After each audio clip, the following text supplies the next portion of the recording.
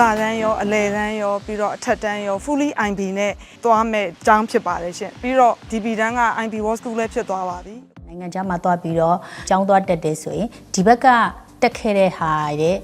သူတို့တဆင်မြင့်မြင့်ပေါ့နော်ဟိုဓာတ်ရိုက်ရပါတယ်ဘာဖြစ်လို့လဲဆိုတော့ဒါကမ္ဘာအသိမှတ်ပြုမှုလို့ပေါ့နော်ကျမတို့ကျောင်းရဲ့ဒီ campus ကြီးတစ်ခုလုံးရဲ့အကျယ်ဝန်းကတော့10 acre နီးပါးကျယ်ဝန်းပါတယ်ရှင် music room ရှိတယ် art room ရှိမယ် dance and drama room တွေရှိတယ်ကျမတို့ coding တွေလည်းသင်ကြားပေးပါတယ်ရှင်ဒီ main library မှာဆိုရင်ကျမတို့ဟိုဒီဘက်မှာ private study room တွေပါတာပေါ့နော်